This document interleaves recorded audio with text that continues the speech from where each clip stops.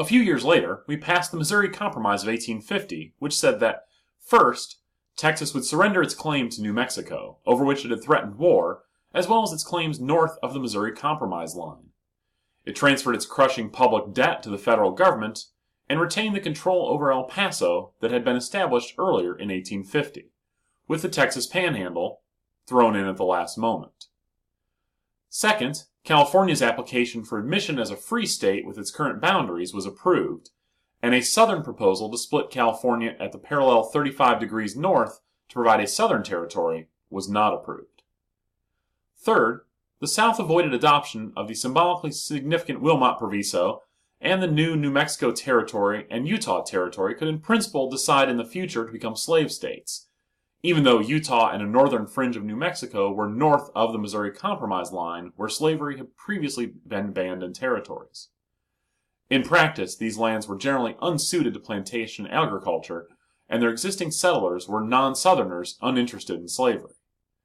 The unsettled parts of the New Mexico Territory, where Southern hopes for expansion had been centered, remained a part of New Mexico instead of becoming a separate territory. The most concrete gains for the South were a stronger Fugitive Slave Act, the enforcement of which outraged Northern public opinion, and the preservation of slavery, but not the slave trade, in the national capital. The slave trade itself was banned in Washington, D.C. After all this, as you know, we're approaching Civil War. We see the case of Dred Scott v. Sanford, where the Supreme Court decided that a fugitive slave had to be returned to his owner because the property rights of the owner were more important than the rights of the slave himself. The important thing here is that there really was no room for compromise.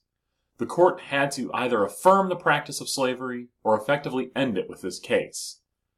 They chose to push the ball down the road and affirm the practice in the last major slavery event before the Civil War. The important thing behind all of the legislation here is that it recognized the idea of slavery was a contentious issue with no real room for compromise. So both sides tried to find mutually acceptable ideas that would keep the nation from breaking apart over the controversy. But all of these laws were obviously papering over the cracks, as we'd obviously split up over this in 1861 when the Civil War starts.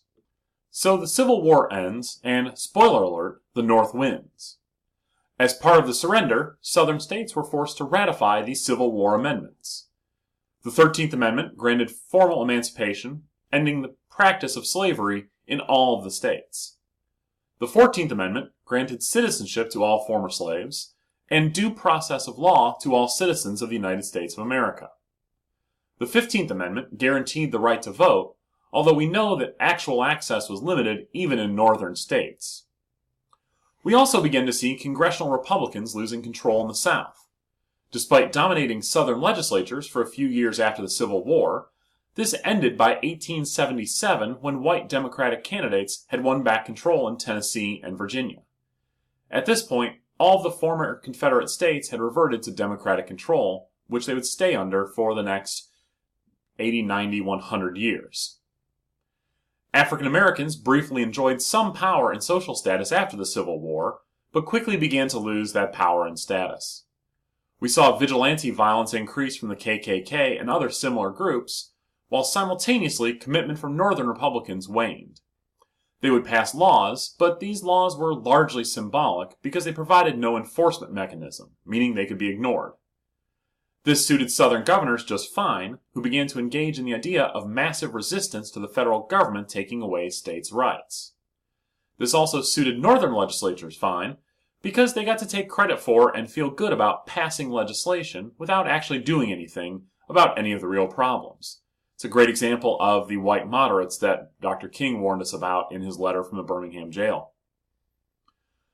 Reconstruction ends in 1876, and by 1877 all federal troops had pulled out of the South, and we began almost a century of struggles until African Americans began to realize their civil rights and were at least legally granted the right to vote in the 1960s, which we'll talk about in a minute.